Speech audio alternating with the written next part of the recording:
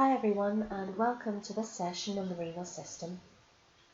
During the course of the sessions on this topic, we'll be looking at understanding the function of the renal system, the anatomy of the kidney, at glomerular filtration rate, its control and regulation, as well as disorders that affect the renal system. The renal system has several functions, and these include excretion of metabolic waste such as urea, creatinine, and other drugs, regulation of blood pressure, and this is achieved by the secretion of renin, which activates the renin-angiotensin pathway, control of body's water balance, regulation of red blood cell production via the hormone erythropoietin, EPO, regulation of the blood electrolyte balance, for example the inorganic ions, assistance in regulating the body's acid-base balance by the excretion of water and hydrogen ions, assistance in production of calcitrol for vitamin D, and gluconeogenesis during periods of starvation. So when we consider the body systems and how each area eliminates waste, the lungs expel carbon dioxide, heat and water. The skin expels heat, water, carbon dioxide, some salts and urea through sweating. The gastrointestinal tract expels undigested waste, carbon dioxide, water, salts and heat. And the kidneys themselves expel water, nitrogenous waste from protein metabolism, bacteria, hydrogen ions, inorganic salts, heat and carbon dioxide. So we're going to look now at the anatomy of the kidneys and the renal tract. The two kidneys lie retroperitoneally below the diaphragm within the abdominal cavity. A pair of ureters exit from the kidneys and carry urinary outflow down through the abdominal cavity to the pelvis where they enter the bladder. Urine is emptied from the bladder by the active contraction of the muscular walls of the bladder, and this is mediated by parasympathetic output, and the urine exits the body via the urethra. So we can see the position of the kidneys from the posterior aspect, and the left kidney sits slightly higher than the right. The substance of the kidney is divided into the outer cortex and the inner medulla. In the medulla are between 8 to 18 structures called renal medullary pyramids, whose bases point to the centre of the kidneys. The renal cortex and the pyramids contain the functional units of the kidneys, which are called nephrons. Everyone has a fixed number of nephrons from birth, and the nephron extends from the cortex down into the medulla. Its urine ultimately drains into large ducts called papillary ducts. These papillary ducts merge into larger structures called major and minor calyces, which merge into a large cavity called the renal pelvis, and this joins with the ureters to carry urine to the bladder. The arterial blood supply of the kidney is via the renal arteries. At rest, the kidneys receive approximately 25% of the resting cardiac output. Within the substance of the kidney, arterioles derived from divisions of the renal artery supply the functional unit of the kidneys, the nephron. So we can see that the kidneys are a highly vascularized organ, allowing for lots of blood to be filtered. Each nephron will receive one afferent arteriole, which enters at the glomerulus of the nephron, and it divides into a dense, tangled capillary network. The capillaries then unite to form a single efferent arteriole, which exits the glomerulus. This diagram shows a simplified version of this structure.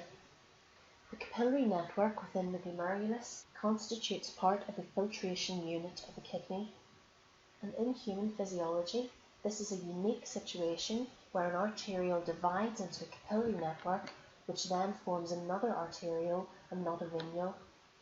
The efferent arterioles then divide the more conventional capillary network, which surrounds the tubular portions of the nephron.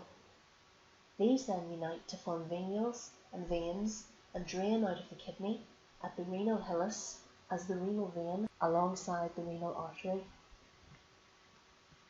So the blood flow through the kidneys starts at the renal artery and then through segmental, interlobar, arcuate and interlobular arteries supply the nephron via the afferent arteriole, which forms a dense capillary network in the glomerulus. These combine and exit as the efferent arteriole, which give rise to peritubular capillaries, interlobular veins, arcuate veins, interlobar veins, segmental veins, and the renal vein. So we'll now look at the structure of the nephron itself. The nephron consists of a renal corpuscle where filtration of plasma occurs and a renal tubule where the filtered fluid collects. The renal corpuscle consists of the glomerulus, which is the capillary network, and the Bowman's capsule. This image shows a simplified version of the structure. The Bowman's capsule is a double-layered structure which surrounds the glomerulus.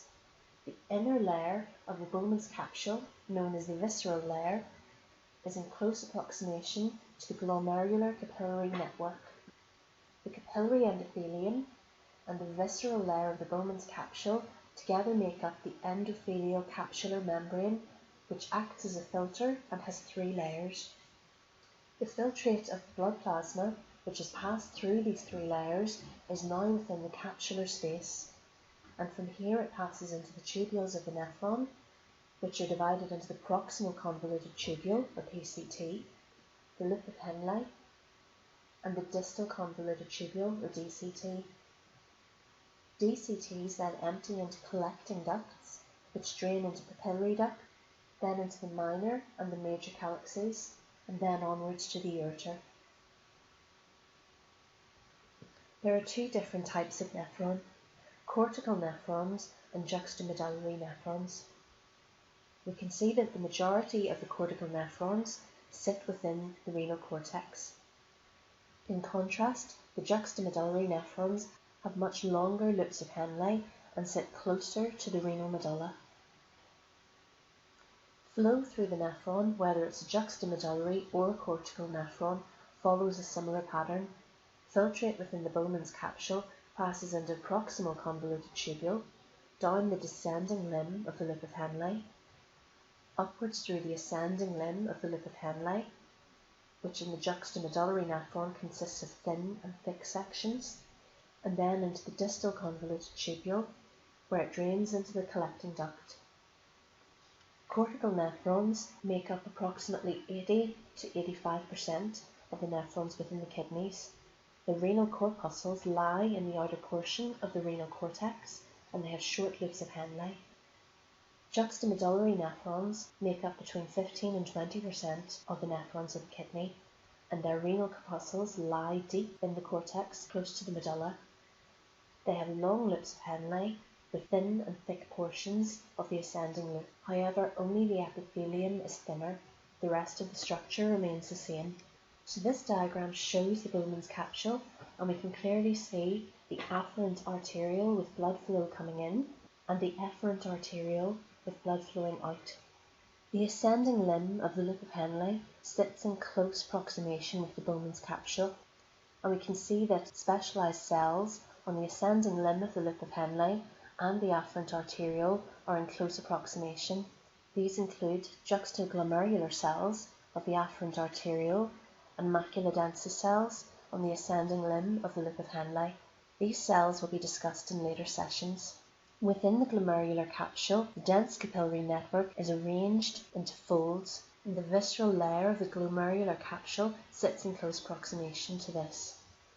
There is capsular space between the glomerulus and the wall of the Bowman's capsule, and this will be filled with filtrate. The renal tubule itself consists of a single layer of cells on a basement membrane. The proximal convoluted tubule consists of simple cuboidal cells with microvilli. This provides an increased surface area for reabsorption of fluid and secretion of waste products.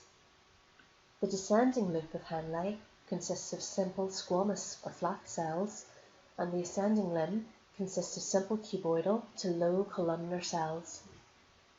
The distal convoluted tubule and collecting ducts consist of simple cuboidal cells, principal cells which are sensitive to ADH, antidiuretic hormone, and aldosterone, intercalated cells which secrete hydrogen ions and therefore regulate blood pressure. Papillary ducts. The papillary ducts consist of simple columnar cells. The specialized cells of the visceral layer of the Bowman's capsule are called podocytes, and these form a filtration layer.